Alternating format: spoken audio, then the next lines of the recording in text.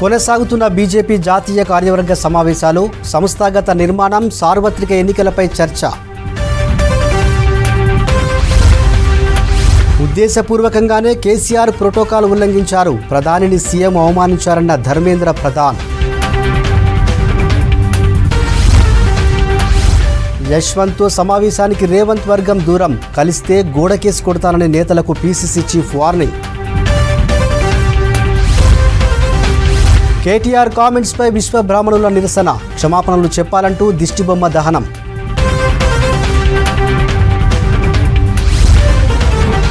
Kamareddy municipal office దగ్గర మహిళల ధర్నా, మంచినీటి సమస్య పరిష్కరించాలని ఖాళీ బిందెలతో నిరసన.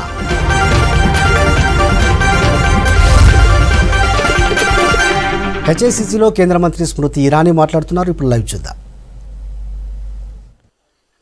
80 करोड़ नागरिकों को मुफ्त का राशन भारत सरकार के सौजन्य से पहुंचाया जा रहा है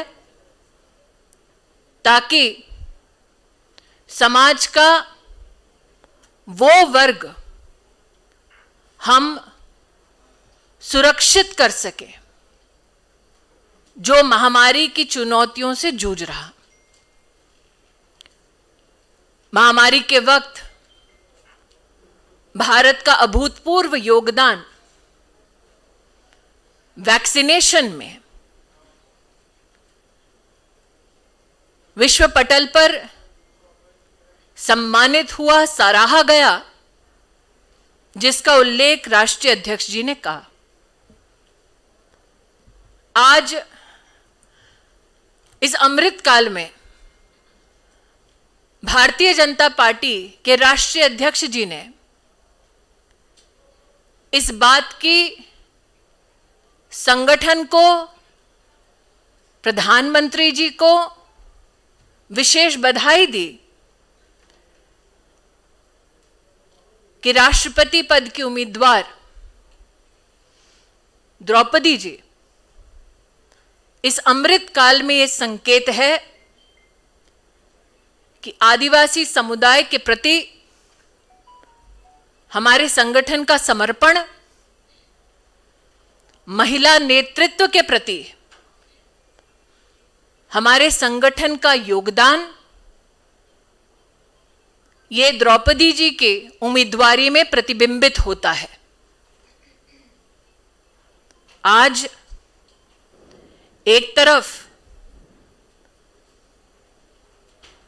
प्रधानमंत्री जी के यशस्वी कार्यकाल की बधाई देते हुए राष्ट्रीय अध्यक्ष जी ने इस बात की ओर भी देश का ध्यान आकृष्ट किया कि राजनीतिक पटल पर राष्ट्र के उत्थान का यह संकल्प प्रधानमंत्री जी का मात्र 8 वर्षों की सेवा तक सीमित नहीं है. 20 वर्षों तक सतत संवैधानिक पद पर रहकर प्रधानमंत्री जी ने समाज कल्याण और गरीबों के उत्थान के लिए जितने भी कार्य किए, वो हम सब कार्यकर्ताओं के लिए प्रेरणा है.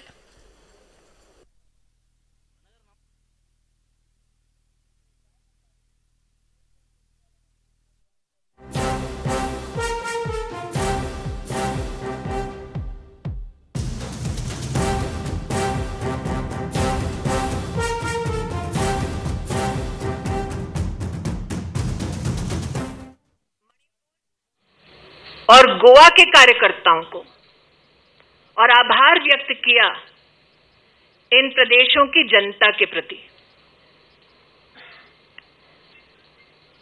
एक तरफ समाज कल्याण का संकल्प लिए भारतीय जनता पार्टी की सरकार केंद्र में और प्रदेशों में काम कर रही है, दूसरी ओर भ्रष्टाचार और वंशवाद से पनपे हुए विपक्षी पार्टियां समाज कल्याण और राष्ट्र को सशक्त करने वाली वाली योजनाओं और कार्यों में किस प्रकार से बाधा उत्पन्न करते हैं, इस पर भी विश्लेषण राष्ट्रीय अध्यक्ष जी ने करा। एक विशेष आभार, एक विशेष टिप्पणी राष्ट्रीय अध्यक्ष श्री नड्डा जी ने पश्चिम बंगाल, केरल और जम्मू कश्मीर के कार्यकर्ताओं के संदर्भ में किया। राष्ट्र इस बात का साक्षी है कि हमारा कार्यकर्ता बंगाल, केरल में किस प्रकार से मौत के घाट उतारा जाता है। राष्ट्र इस बात का साक्षी है कि हमारा कार्यकर्ता जम्मू कश्मीर में अलगाववाद का सामना राष्ट्रीय संकल्प के साथ भारत के परचम के तले कैसे अपना योगदान देता है। इन तीनों प्रदेशों के कार्यकर्ताओं के शौर्य और बलिदान को राष्ट्रीय अध्यक्ष जी ने नमन किया। आज एक तरफ राजनीतिक और आर्थिक प्रस्ताव के अंतर्गत चाहे वो डिजिटल इंडिया की योजनाओं की सफलता हो, चाहे वो गतिशक्ति कार्यक्रम के माध्यम से भारत में लॉजिस्टिक्स इंफ्रास्ट्रक्चर की दृष्टि से अमूलचूल परिवर्तन की व्यवस्था हो, चाहे महिला कल्याण के संदर्भ में 11 करोड़ शौचालय का निर्माण।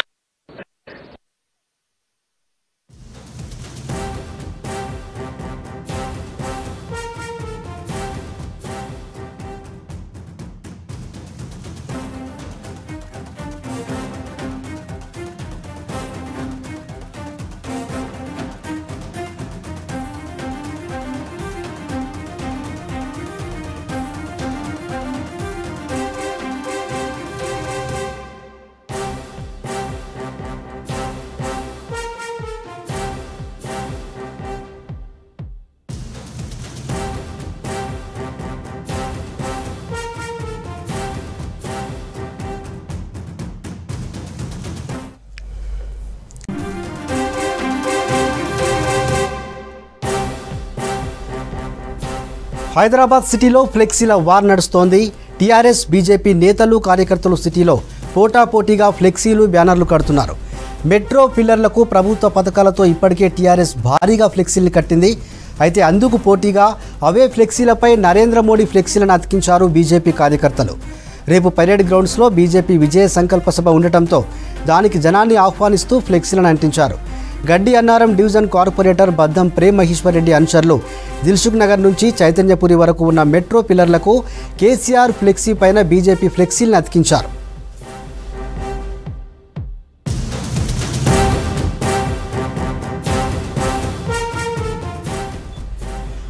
హైదరాబాద్ సిటీలో ఫ్లెక్సీల వార్ నడుస్తోంది. టీఆర్ఎస్ బీజేపీ నేతలు కార్యకర్తలు సిటీలో పోటాపోటీగా ఫ్లెక్సీలు బ్యానర్లు కడుతున్నారు. మెట్రో పిల్లర్లకు ప్రభుత్వ పథకాలతో ఇప్పటికే టీఆర్ఎస్ భారీగా ఫ్లెక్సీలు కట్టింది. అయితే అందుకు పోటీగా అవే ఫ్లెక్సీలపై నరేంద్ర మోడీ ఫ్లెక్సీలను అతికించారు బీజేపీ కార్యకర్తలు. రేపు పరేడ్ గ్రౌండ్స్లో బీజేపీ విజయ సంకల్ప సభ ఉండటంతో దానికి జనాన్ని ఆహ్వానిస్తూ ఫ్లెక్సీలను అంటించారు. గడ్డి అన్నారం డివిజన్ కార్పొరేటర్ బద్దం ప్రేమ్ మహేశ్వర్ రెడ్డి అనుచరులు దిల్సుఖ్ నగర్ నుంచి చైతన్యపురి వరకు ఉన్న మెట్రో పిల్లర్లకు కేసీఆర్ ఫ్లెక్సీ పైనే బీజేపీ ఫ్లెక్సీలను అతికించారు.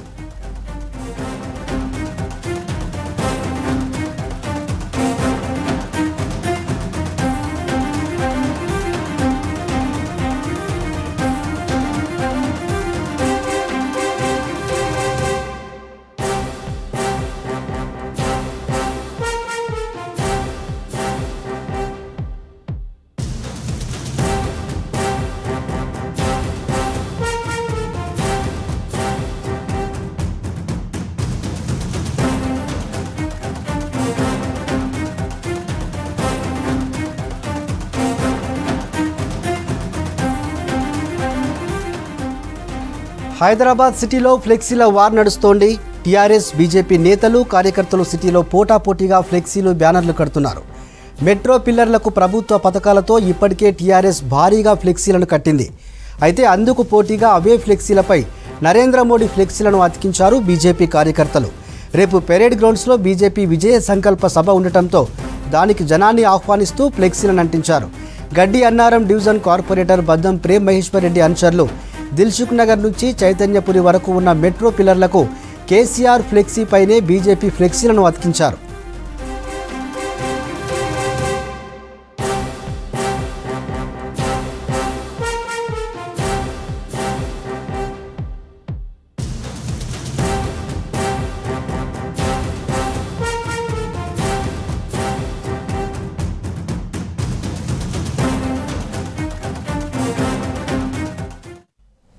హైదరాబాద్ నగరంలో అటు టీఆర్ఎస్ ఇటు బీజేపీ పోటాపోటీగా ఫ్లెక్సీలు బ్యానర్లు కటౌట్లు ఏర్పాటు చేశారు.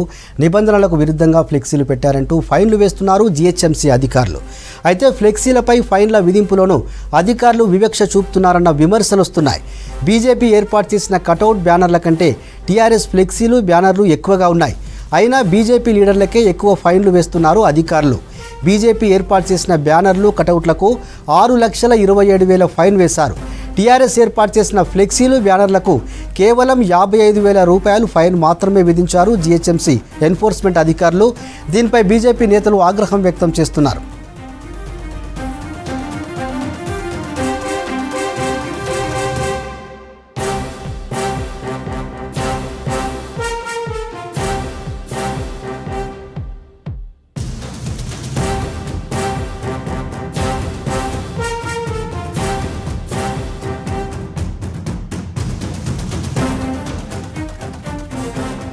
ఫ్లెక్సీల ఫైన్లకు సంబంధించి మరిన్ని డీటెయిల్స్ శ్రవణ్ అడిగి తెలుసుకుందాం. శ్రవణ్, ఫైన్లలో అధికారులు ఎందుకంత తేడా చూపుతున్నారు? గ్రేటర్ హైదరాబాద్ పరిధిలో డిఫేస్మెంట్ యాక్ట్ అమల్లో ఉంటుంది. అంటే చిన్న బ్యానర్ కానీ కట్అవుట్ కానీ పెద్ద ఫ్లెక్సీ కానీ ఏర్పాటు చేయడానికి రూల్స్ ఒప్పుకోవు. రూల్స్కి విరుద్ధంగానే ఏర్పాటు చేసుకోవాలి. ఇఫ్ ఎట్ ఆల్ మనకి అవసరం ఉంది లేదంటే ఏదైనా అడ్వర్టైజ్ చేసుకోవాలంటే. నార్మల్గా అయితే దీనికి పర్మిషన్ అడిగినా జీహెచ్ఎంసీ అధికారులు పర్మిషన్ ఇవ్వరు. ఎక్కడైనా బ్యానర్లు రూల్స్కి విరుద్ధంగా ఏర్పాటు చేస్తే దానిపైన జీహెచ్ఎంసీకి సంబంధించినటువంటి ఎన్ఫోర్స్మెంట్ విభాగం అధికారులు ఫైన్లు వేస్తారు. నగరవాసులు దగ్గర నుంచి వచ్చినటువంటి ఫిర్యాదులను తీసుకొని దాన్ని పూర్తి స్థాయిలో అంటే దీనికి ఎంత ఫైన్ వేయొచ్చు అని స్టడీ చేసి ఫైన్లు వేస్తారు. అయితే 29వ తారీఖు నుంచి గ్రేటర్ హైదరాబాద్ పరిధిలో ఏ రోడ్డు చూసినా ఏ చౌరస్తా చూసినా కానీ పెద్ద ఎత్తున మనకి ఫ్లెక్సీలు బ్యానర్లు కటౌట్ కనిపిస్తాయి. అది బీజేపీవి కావచ్చు టీఆర్ఎస్వి కావచ్చు. బీజేపీకి సంబంధించి జాతీయ కార్యవర్గ సమావేశాలు హైదరాబాద్లో జరుగుతున్న పరిస్థితుల్లో పూర్తి స్థాయిలో అంటే వాళ్ళ జాతీయ నాయకులకు, ముఖ్యమంత్రులకు, ప్రధానమంత్రికి, జాతీయ హోమ్ మినిస్టర్కి వీళ్ళందరికీ వెల్కమ్ చెప్పేందుకు ప్రతి చౌరస్తా పైన బీజేపీకి సంబంధించినటువంటి నాయకులు, కార్యకర్తలు ఫ్లెక్సీలు బ్యానర్లు కటౌట్ ఏర్పాటు చేశారు. ఇదే సమయంలో ఇవాళ విపక్షాలు బలపరిచినటువంటి రాష్ట్రపతి అభ్యర్థి యశ్వంత్ సిన్హా ఇవాళ హైదరాబాద్కి వస్తున్న నేపథ్యంలో బీజేపీ వాళ్ళే ఇన్ని ఏర్పాటు చేయడంతో ఇక్కడ అధికారంలో ఉన్నాం, మనం అంతకన్నా ఎక్కువ ఏర్పాటు చేద్దామనే ఉద్దేశం ఉండొచ్చు. బహుశా అంతకన్నా ఎక్కువనే ఏర్పాటు చేశారు. బీజేపీకి సంబంధించి ఒక్క జెండా ఉంటే టీఆర్ఎస్కి సంబంధించి ఆ బీజేపీ జెండా చుట్టూ కూడా టీఆర్ఎస్కి పార్టీకి సంబంధించినటువంటి జెండాలు, ఫ్లెక్సీలు ఏర్పాటు చేశారు. సో ఈ డిఫేస్మెంట్ యాక్ట్ అమల్లో ఉంది. ఇవి ఎందుకు ఏర్పాటు చేశారు అని నగరవాసులు ఇరు పార్టీలు, బీజేపీ కావచ్చు టీఆర్ఎస్ పార్టీ కావచ్చు, రెండు పార్టీలు ఏర్పాటు చేసినటువంటి ఫ్లెక్సీల పైన తీవ్ర ఆగ్రహం వ్యక్తం చేసి జీహెచ్ఎంసీకి సంబంధించినటువంటి ఎన్ఫోర్స్మెంట్ అధికారులకు ట్విట్టర్ ద్వారా ఫిర్యాదులు చేశారు. సో దాంట్లో ఇప్పటి వరకు మనకు పూర్తి స్థాయిలో డీటెయిల్స్ తీయగా టీఆర్ఎస్కి సంబంధించి దాదాపుగా 10 ఫైన్లు వేశారు. అంటే మొత్తం కలిపితే 55,000 నుంచి 65,000 రూపాయలు మాత్రమే ఫైన్ వేశారు. ఇక బీజేపీకి సంబంధించినటువంటి ఫైన్లు చూస్తే మొత్తం కలిపితే ఇప్పటి వరకు 6,46,000 ఫైన్ వేశారు.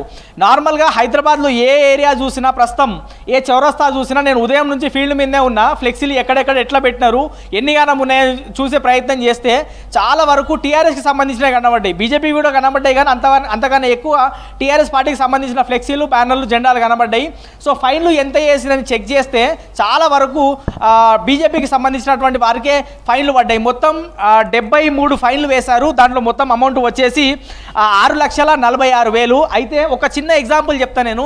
టీఆర్ఎస్ పార్టీకి సంబంధించి ఇంత తక్కువ ఎందుకు వేశారనేటువంటి విమర్శలు నగరవాసుల దగ్గర నుంచి వినిపిస్తున్నాయి. అయితే ఇది మనం గమనించవచ్చు. గోడ మీద ఒక చిన్న లెట్స్ అంటే ఇక్కడ ట్యూషన్ క్లాసు చెప్పబడి ఉన్నాను ఒక చిన్న స్టిక్కర్ ఉంది గోడ మీద. దీనికి జిహెచ్ఎంసీ అధికారులు 2,000 రూపాయలు ఫైన్లు వేశారు. అంటే ఇది మొత్తం గట్టిగా అతికించి పెట్టారు. నార్మల్గా ఇది రోడ్డు మీద పడదు, వర్షం వచ్చినా ఈదురుగాలు వచ్చినా కానీ ఇది ఎగిరిపోయినా కానీ ఎవరికి ఇబ్బంది కలగదు. అయినప్పటికీ దీన్ని 2,000 ఫైన్లు వేశారు. సరే రూల్స్ ప్రకారమే దీనికి ఫైన్ వేశారు. కానీ టీఆర్ఎస్ పార్టీకి సంబంధించినవి కావచ్చు, ఇతర పార్టీకి సంబంధించిన బ్యానర్లు రోడ్ల మీద పడితే ఎంత ఇబ్బంది అవుతుంది నగరవాసులకు అనేది మనం అందరం అర్థం చేసుకోవచ్చు. గతంలో కూడా అలాంటి సన్నివేశాలు చాలానే చూసాం.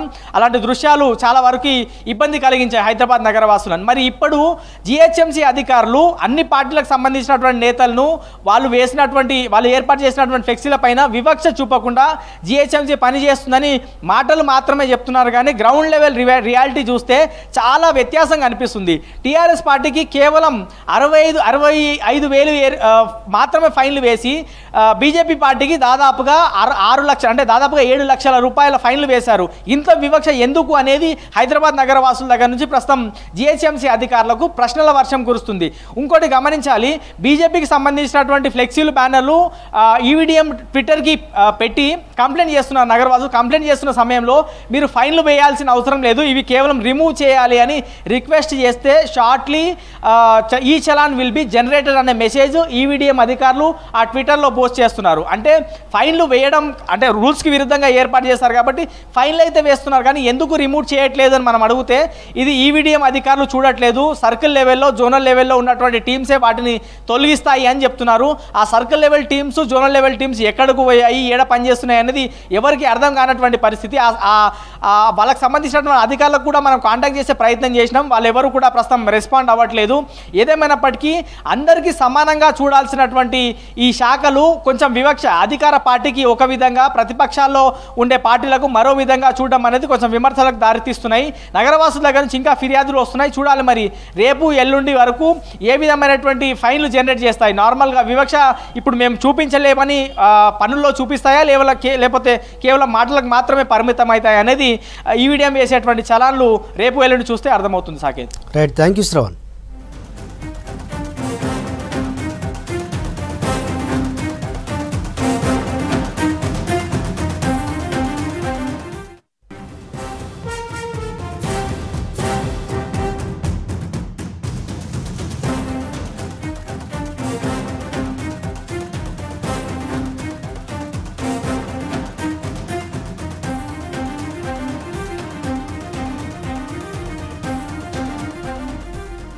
రేవంత్ రెడ్డి లేకపోయినా పార్టీని నడిపిస్తామని జగ్గారెడ్డి అన్నారు. బండ కేసు ఎవరిని కొడతావని ప్రశ్నించారు.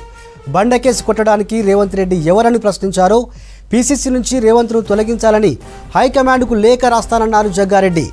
పీసీసీ పోస్ట్ దిగి చూస్తే రేవంత్ విలువేంటో తెలుస్తుందన్నారు.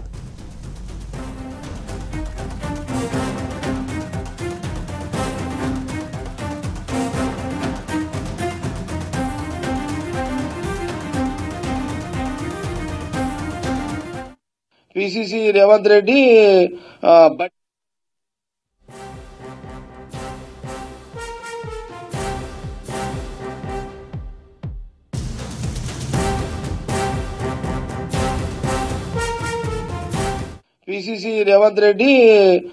బట్టి ఇద్దరు కూర్చొని వాళ్ళిద్దరు బాధ్యత అది.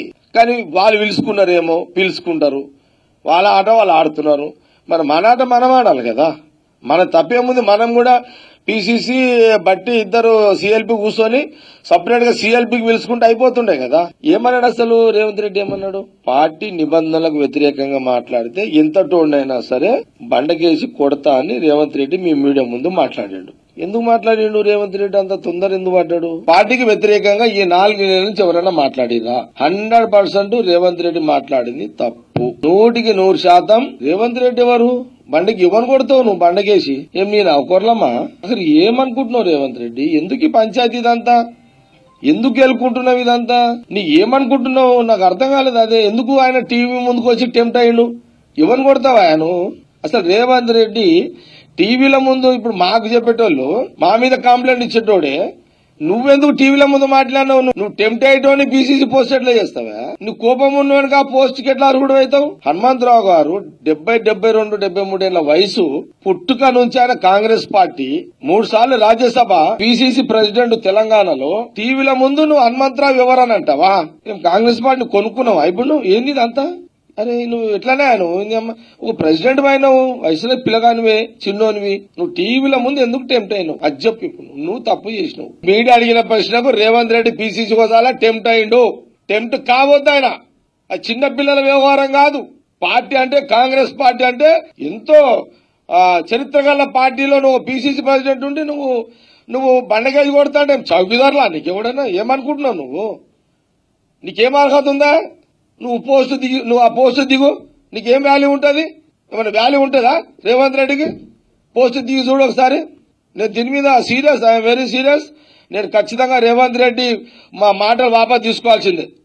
ఆయన బండకేసి కొట్టుడేంది? హనుమంతరావు ఎవరని అంటాడా? హనుమంతరావు గారు వయసు ఎంత, నీ వయసు ఎంత? ఇప్పుడు ఎవరు ఏం బెల్లం కొడతావు? ఈ రాష్ట్రపతి ఎన్నికలకు సంబంధించి ఎవరితోటి మాట్లాడలేడు. అసలు 2 రోజుల ముందు 6 మంది సీఎల్పీని, మా 5 మంది ఎమ్మెల్యేలని, ఎంపీలు ఆయన కూర్చొని మనం ఏం చేయాలని ఆలోచన చేయాలి కూడా పెడతలేడు. నెలకోసారి పెట్టాల్సిన పిఎస్సీ కాదు, మన ఎగ్జిక్యూటివ్ మీటింగ్, నెలకోసారి పిఎస్సీ మీటింగ్ పెట్టాలి, అది కూడా పెడతలేడు ఆయన. మరి మేము ఒక దిక్కు బీజేపీ వాళ్ళని టీఆర్ఎస్ వాళ్ళని అటాక్ చేస్తుంటే నువ్వు కాంగ్రెస్ వాళ్ళని బండకేసి చూస్తుంటే మన తెలివి ఉందా ఏమన్నా? ఇప్పుడు నేను సోనియా గాంధీ, రాహుల్ గాంధీ, కేసీ వేణుగోపాల్, ఠాకూర్ గారు లెటర్ రాస్తా. దీని బేషరతుగా రేవంత్ రెడ్డి ఎవరు అన్నాడో వాళ్ళకి క్షమాపణ చెప్పాల్సిందే బహిరంగంగా. అంటే నువ్వు అవకాశం మళ్ళా పార్టీలో ఉండి పార్టీని డ్యామేజ్ చేస్తున్నావా? పార్టీలో నాయకులని డైవర్షన్ చేస్తున్నావా?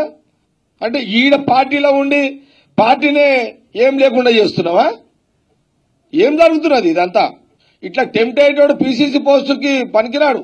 టెంప్ట్ అయ్యేటోడు కాదు. 10 మంది తిడితే, 10 మంది ఎవరో ఆవేశంతో మాకు కాంగ్రెస్ కార్యకర్తలు, నాయకులు తిడితే పీసీసీ ప్రెసిడెంట్ అంటే దాన్ని మింగి వాళ్ళని సంజాయించి పార్టీ నడిపేటోడే పీసీసీ.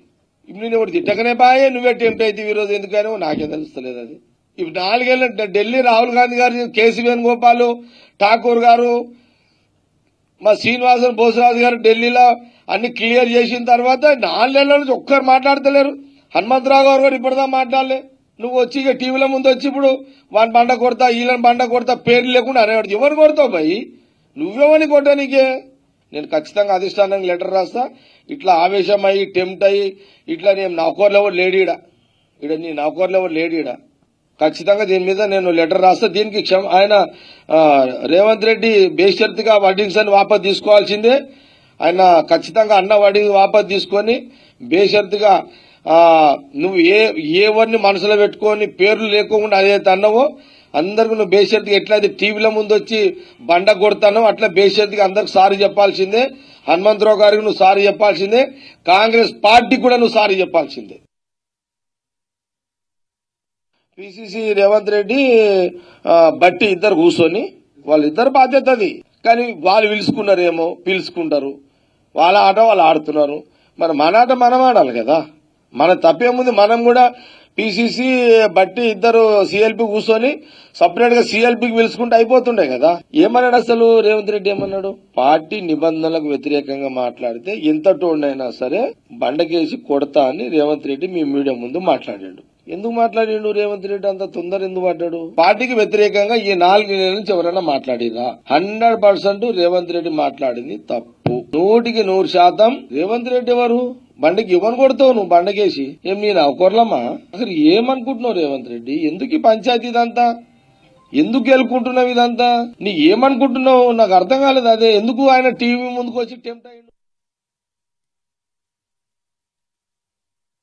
ఈ విషయంలో నేను ఠాకూర్ గారికి, సోనియా గాంధీ గారికి, రాహుల్ గాంధీ గారికి, కేసీ వేణుగోపాల్ గారికి, ఠాకూర్ గారికి, మా ఇద్దరు ఇన్ఛార్జ్లకు లెటర్ రాస్తా ఇమ్మీడియట్లీ. నేను మీ వీడియో క్లిప్లింగ్స్ మీ ఎవరి దగ్గర ఉన్నాయో తీసుకొని నేను 100% చెప్తా. ఇట్లా టెంప్ట్ అయ్యే పీసీసీ ఆ పీసీసీకి అర్హుడు కాడు. 10 మంది తిడితే సంజాయించాలి కానీ ఎవరు తిట్టక ముందే ఈయననే టెంప్ట్ అయితే చాలా రాంగ్ స్టెప్ చేసిండు రేవంత్ రెడ్డి. రోజు భాగ్యలక్ష్మి దేవాలయానికి రేపు 9 గంటలకు నేను భజన మండలితోటి అమ్మవారి చార్మినార్ దేవాలయానికి పోతున్నా. 3 గంటలు భజన చేస్తా. బీజేపీల బుద్ధిని మార్చు తల్లి అని లాస్ట్కు మొక్కి వస్తా. కానీ అది వేరు.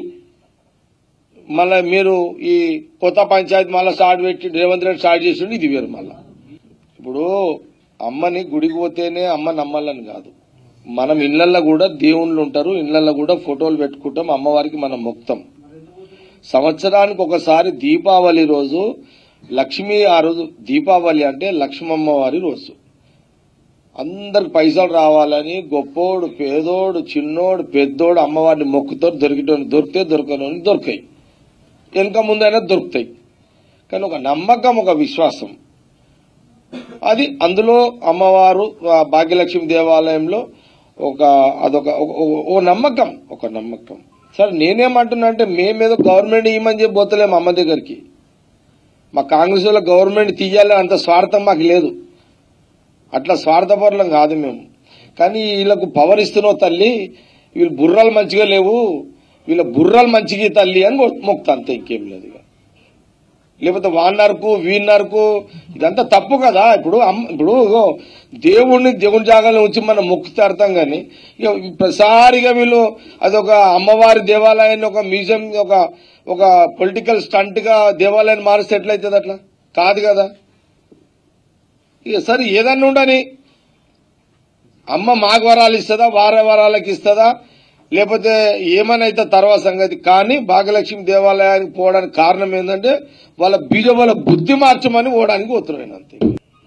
నేనైతే రేపు ఈరోజు లెటర్ రాస్తా సోనియా గాంధీకి, రాహుల్ గాంధీకి. ఈరోజు రేవంత్ రెడ్డి చాలా తప్పు మాట్లాడినా ఆ తప్పులను ఇమ్మీడియట్లీ ఆయన వాపసు తీసుకోవాలి. ఎవరాన్ని ఉద్దేశించినా ఏమైనా మనకు సంబంధం లేదు. కానీ ఒక బాధ్యత వ్యక్తి పీసీసీ హోదాలో ఉండి అట్లా టెంప్ట్ అయ్యి వాని వీని బండగేసి కొడతాంటే ఇక్కడ నౌకరెవడు లేడు, ఇడెవడు వాడాడు. అవన్నీ ఇవి పాగల మాటలు మాట్లాడొద్దు, పిచ్చి మాటలు మాట్లాడకు. ఎవరికి వాడు వినడు. విన్నావా? నువ్వు ఉన్నా లేకున్నా పార్టీని ఎట్లా కాపాడుకోవాలో మాకు తెలుసు. కాంగ్రెస్ పార్టీ నువ్వు వచ్చినాక కొత్తగా వచ్చేది ఏం లేదు. విన్నావా? ఇన్ని రోజులు ఊకున్నా, పోనీ రాహుల్ గాంధీ గారు చెప్పిరా నూక్కున్నా. ఇప్పుడు కూడా రాహుల్ గాంధీ గారు నన్నేం తప్పు పట్టాడు. ఎందుకంటే నేనేం మాట్లాడలేదు. రేవంత్ రెడ్డి మీ మీడియా ముందుకు వచ్చి మాట్లాడాను కాబట్టి, మీరు అడిగిన ప్రశ్నలు కాబట్టి నేను మాట్లాడుతున్నా. తక్షణమే అసలు నేను పీసీసీ నుంచి తొలగించమని చెప్పి నేను సోనియా గాంధీ, రాహుల్ గాంధీ గారికి, ఠాకూర్ గారికి లెటర్ రాస్తా, కేజ్రీవాల్ గారికి. ఇట్లయితే కష్టం. రోజు కొట్లాడలు, పంచాయతీలు పెట్టి వాని వీనికి పంచాయతీలు పెట్టి వాని వీని తిట్టి డిసప్పాయింట్ చేసి ఒక్కడే తీసి మార్కాడని. అరే మేమెవరు లేకపోతే నువ్వు పార్టీలు అందరూ నువ్వే తీసి మార్కానివా? మజాక్ చేస్తురా? ఏం తమాషాలు చేస్తున్నారా?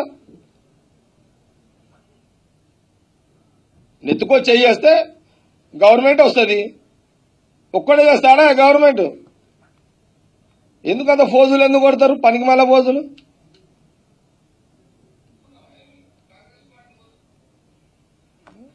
ఓవర్ యాక్షన్ చేస్తారు, ఓవర్ ముచ్చట మాట్లాడతారు, ఓవర్ యాక్షన్ చేస్తారు. పనికి మళ్ళా అవగాహన లేని లీడర్షిప్ చేస్తారు. ఏది ఎప్పుడు ఏ టైం లేదు మాట్లాడనో తెలియదు.